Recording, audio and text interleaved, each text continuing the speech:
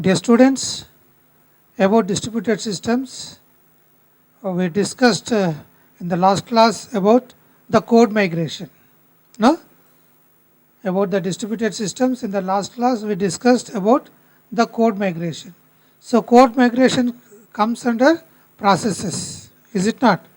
So, code migration comes under processes. So, processes is explaining about the threads, is it not? Processes is explaining about the threads, virtualization, clients, servers, and code migration. Okay, so we discussed about all these topics, and the next topic we are going to have is the communication. Okay, the next topic in distributed systems is communications. Okay, so today we are going to discuss about the communication, that is the fundamentals of distributed systems and the remote procedure call and the remote procedure call. Okay, we are going to discuss about the fundamentals of distributed systems, that is introduction and distributed computing models. Okay, so if you think about what is a distributed system, in the earlier classes already I told you it is sharing the information about the distributed systems. It is nothing but the sharing the information from person to from system to system. Okay, so here the author Tenenbaum, the author is explaining about the what is a distributed system. Okay, so a distributed system is a collection of independent computers, is a collection of independent computers that appear to the users of the system as a single coherent system. Okay, so the end user, someone is using somewhere, he can see as it is a own one system. You can see as a one system, but besides there are the server side, there are the collection of systems. Server side, there are the collection of systems. Okay, so computer that appear to the users of the system as a single coherent system. The end user can see that it is a single, but it is a collection of systems which is sharing the information. Okay, see, we can see the example of a distributed system, right? We can see the example of a distributed system. Here it is a nationalized bank. How the nationalized bank is going to communicate, is it not? We can see the number of employees in the bank. If you go with any application, any purpose to the bank, you need to go to the different persons, is it not? You need to go to the different persons. So all the different persons also are connected with the systems. Okay, so for a particular purpose, we have to go to the different purposes, is it not? So it will have the database and local transactions and distributed transactions. Okay, it will have the database which is having the your account number, your name, and your amount, and your address where you are working, what is your ID, what is your account number, everything. Okay, so and the what are the things that your transactions, okay, distributed transactions are connected with the network. Okay, are connected with the network, and it is related to the local office. Okay, it is somewhere the server will be there, and you are going to a particular branch. So that particular branch you have to go through the with the persons, local transaction with database. Okay, so a local branch will have the database, at the same time the server is also having the database. Okay, so this view you can see the how a bank is going to appear with systems are connected. Okay, requirements of distributed systems, requirements of distributed systems, security and reliability. There is a security for the database, there is a security for the account holder, there is security for the amount which you deposited, is it not? Security for the account holder. Okay, and reliability is also there. Consistency of replicated data. See, consistency is nothing but it is the same manner how the things are going, same manner how the transactions are performing. So that is known as the consistency. There is no of inconsistency. There is no inconsistency, but there is a consistency and there is a replication of data. Replication data will be removed. Okay. Concurrent transactions.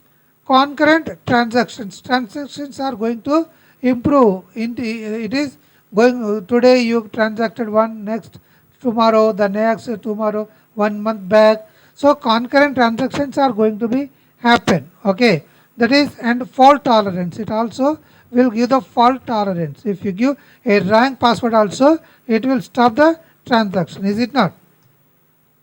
Architectures for distribution systems. Architectures for distribution systems. See, there are the shared memory architecture. Shared memory, how the information that you are saved and it is how it is sharing. Okay, that is known as the tightly coupled systems.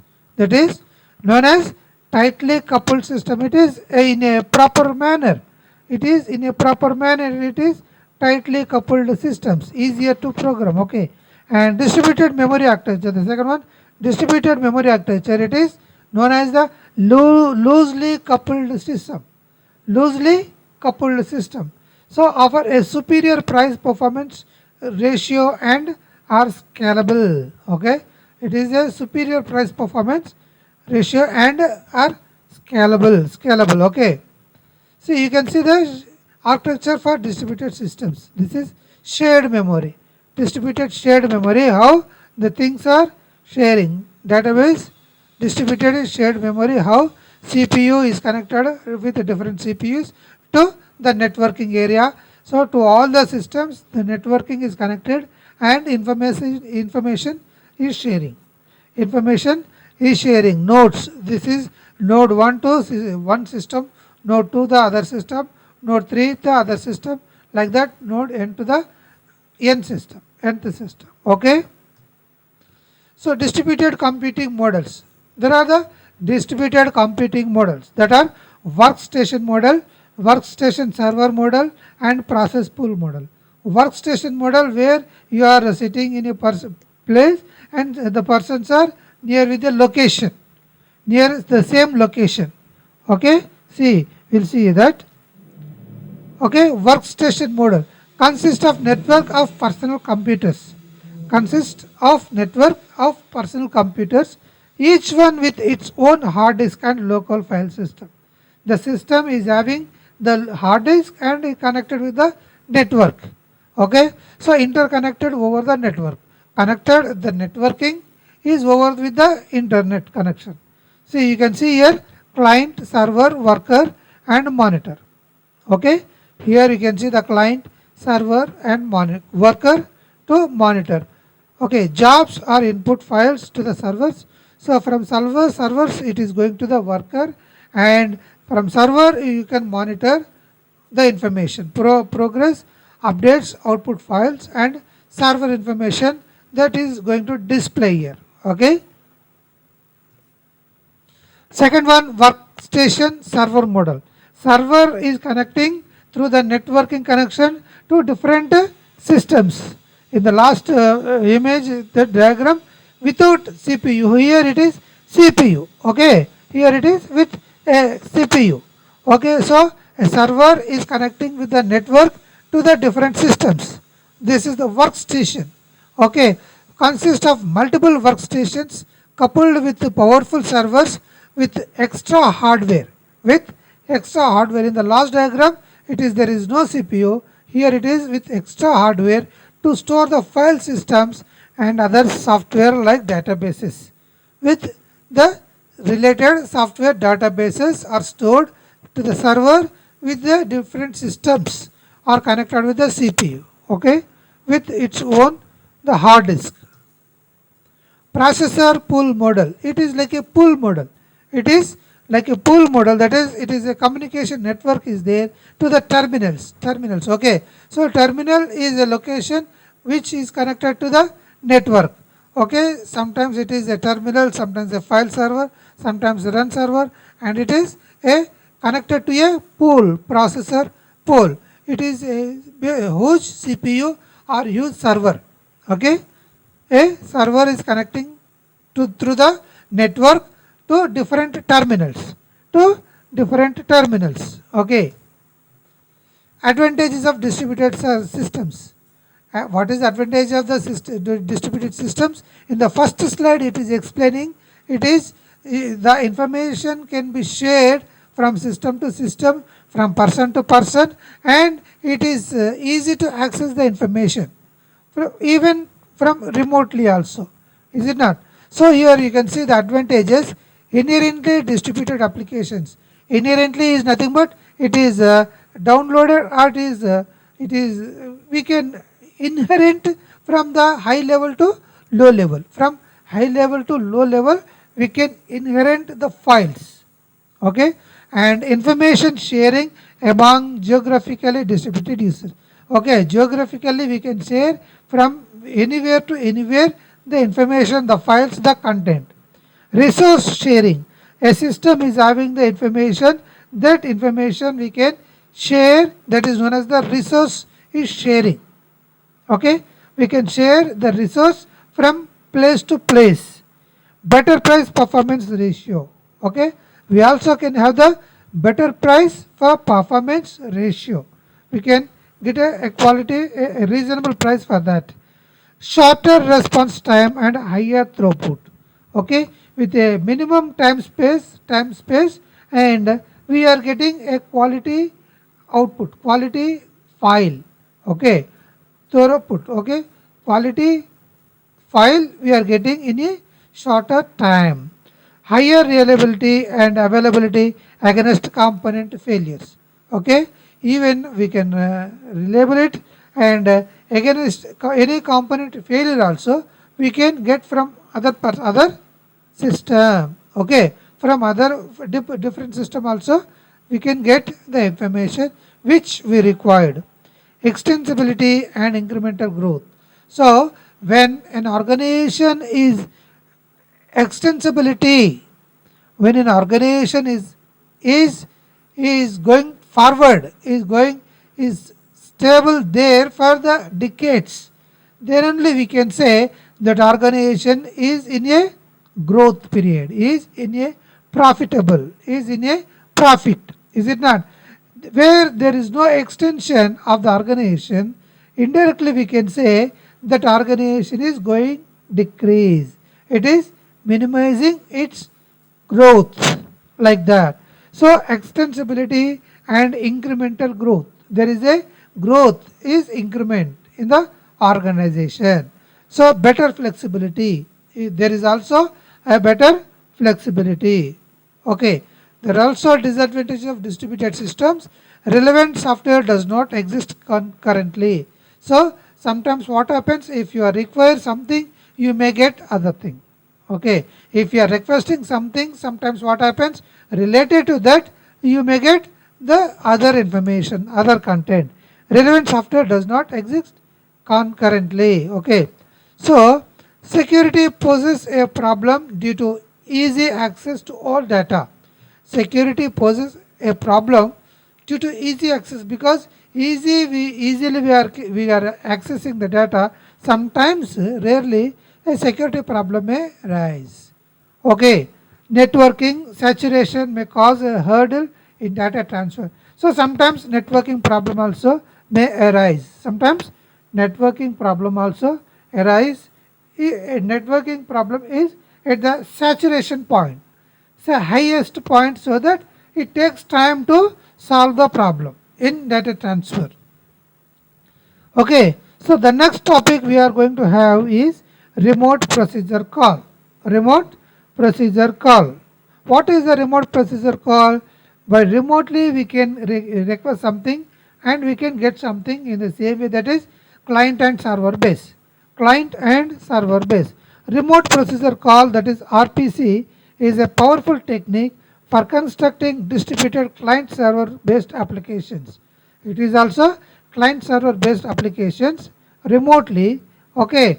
And it is based on extending the conventional local procedure call. It is based on the conventional local procedural call, so that the called procedure need not exist in the same address space as the calling procedure, okay. the person is nearby or somewhere or anywhere. So remotely he can request and he can the information. Okay, the two processes may be on the same system or they may be on different systems with a network connection. Okay, so obviously there is a network connection and the systems are nearby systems or a different geographical areas also. Different geographical areas also systems are connected with the networking system or can share the information. Okay, if you see the diagram of the remote procedure call, see here it is a client architecture, it is a server architecture.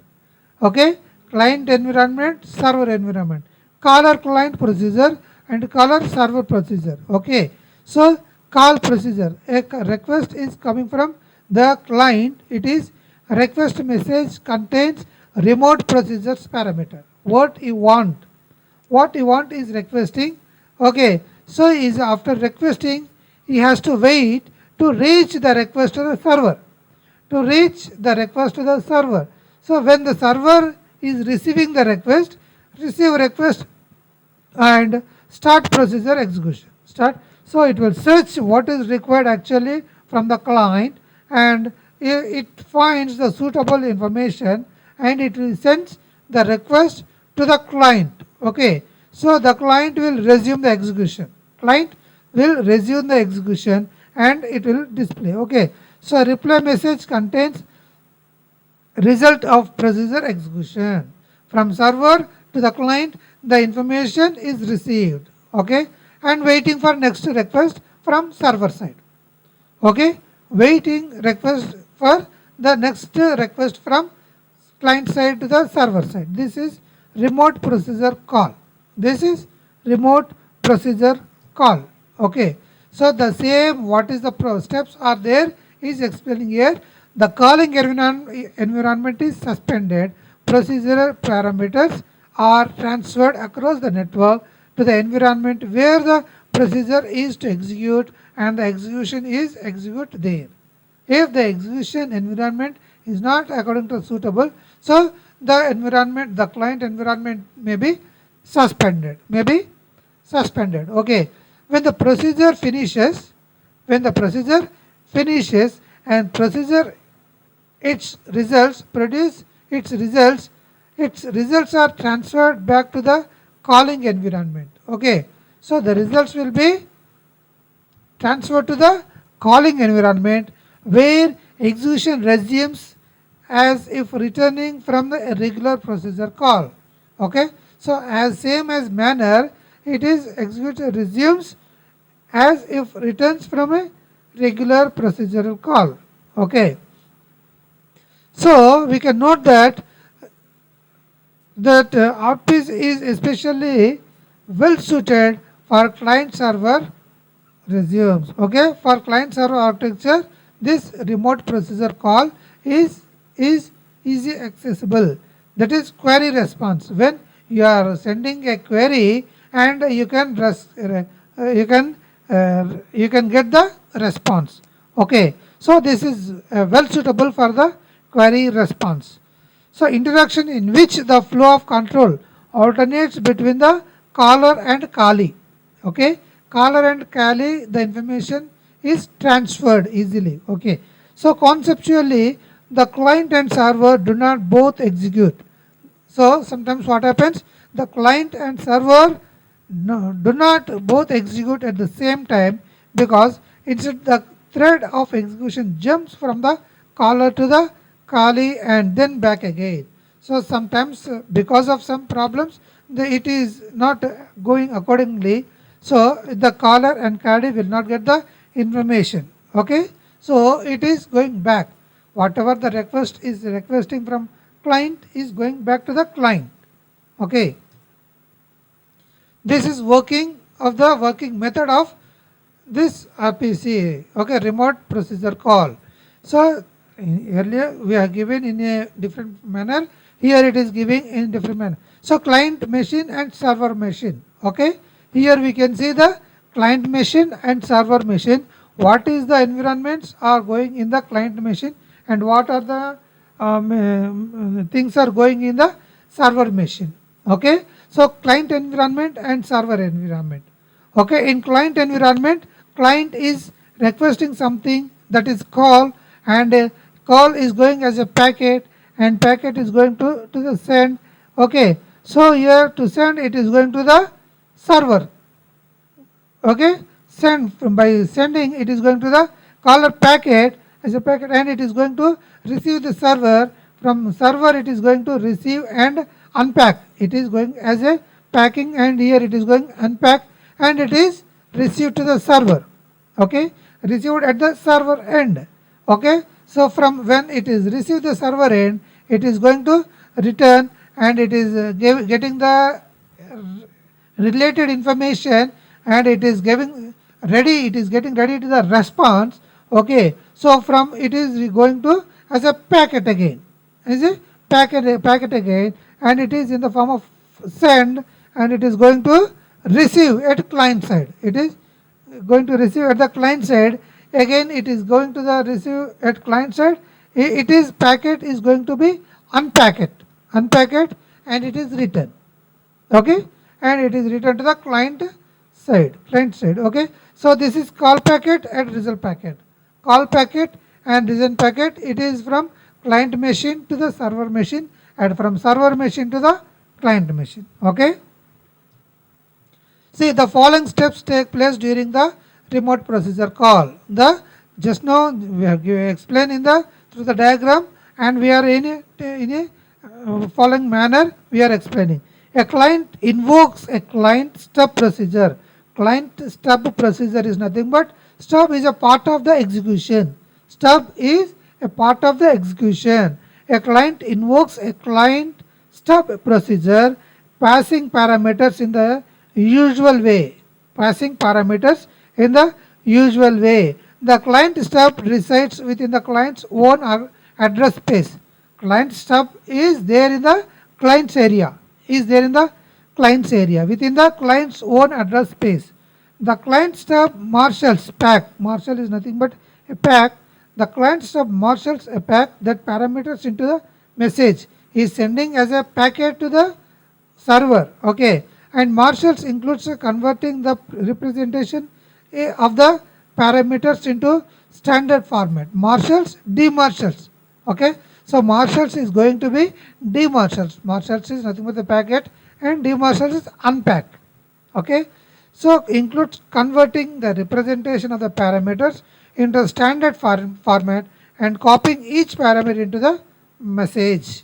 Okay, so the client stub passes the message to the transport layer, and which sends it to the remote serving machine. From transport layer it is going to the remote server machine. On the server, the transport layer passes the message to a server stub. Okay, here also server stub is nothing but a part of the server. Okay, which demarshals, which initially it is the in marshals packet, here it is demarshals, unpack the parameters and calls the desired server. So it fetch the required information to the request, and using the regular procedure to call machine mechanism. Okay, so when the server procedure completes, the server procedure is completed, it resumes to the server stub via a normal procedure call unit, which marshals the return value into a message. Marshals is nothing but, so it is retrieving the information as a packet, as a marshal to the client side. Okay, so the server stub then hands the message to the transport layer, where the transport layer is transferring the information to the client server. So where the client server again it is demarshals, unpacked. Okay, the transport layer sends the result message back to the client transport layer, which hands the message back to the client stub. Okay, so the client stub demarshals the return parameters, and execution returns the caller. Okay, so RPC issues, remote procedure calls or issues. So RPC runtime system is a library of routines and set of services that handle the network communication that underline the RPC mechanisms. Okay, so in the course of the RPC call, client side and server side runtime systems code handle binding, establish communication, over a appropriate protocol and pass call data between the clients and server, okay, and handle communication errors, okay. Stub, I told you, stub is nothing but a part of a from client side and a server side, okay. It's a part of the client side and okay. So stub, the function of the stub is to provide transparency to the programmer written application code, okay. In the form of the transmission, it is a part of the is it provide transparency to the programmer written application code, okay. On the client side, the stub handles the interface between the client's local procedure call and the runtime system. At the same time, both sides stub, the purpose is it receives, okay, the transparent information, and it is inhibit to the client side and or the server side, okay. It should be the transparency is there for the stubs, okay. Marshalling and unmarshalling data invoking the RPC runtime protocol is the use of the stubs. On the server side, the stub provides a similar interface between the runtime system and the local manager procedure that are executed by the server, okay. So on the server side, the stub provides a similar interface between the runtime system and the local manager procedures that are executed by the server. According to the server instructions, it is managing. So third one is binding. How does the client know who to call and where the server resides when a request is coming from the particular client? So at the same time, request the identity is also will come, so that so particular requested to whom only that information is transferring, that is binding, okay. So the most flexible solution is to use dynamic binding and find the server to run time when the RPC is first made. The first time the client stub is invoked, it contacts the name server to determine the transport address at which the server resides. So it will take the precautions from which client and which information is going every now and then. Okay, so binding consists of two parts, that is naming and location. Okay, naming, remote procedures are named through interfaces, and interface uniquely identifies a particular service describing the types and numbers of its arguments. Okay, so it's similar to purpose to type definition in programming languages. Okay, name, it is giving the naming and where it is locating also. Okay, and finding the transport addresses at which the server actually resides. Once we have the transport address of the service, we can send messages directly to the server, right. A server having a service to offer exports an interface for it. Exporting an interface registers it with the system so that clients can use it. A client must import an exported interface before communication can begin. So when it is initiated, it will be connected. Okay, when you are requesting, the connection will be initiated till to stop the request. Okay. Advantages of RPC, remote procedure. Okay, so RPC provides abstraction, message passing, nature of networking communication is hidden from the user. Okay, so the nature of communication is hidden, but it will work according to the request and procedure. RPC often omits many of the protocol layers to improve performance. Even a small performance improvement is important because a program may invoke RPC often. Is it not? Every small little information is also important in the transfer of the RPC. Okay, and RPC enables the usage of the applications in the distributed environment, not only in the local environment. Okay, not only the local environment, server environment also it handles. With RPC, code rewriting, redeveloping effort is minimized. With RPC, code rewriting and code regenerating is also is possible. Process oriented and thread oriented model supported by RPC. Okay, process oriented and thread oriented is also possible by using the RPC. Okay, so this is about RPC and the communication, the communication of the distributed systems. Okay, so you just go through this topic, and if you have any doubts, you can communicate so that we can discuss. Thank you.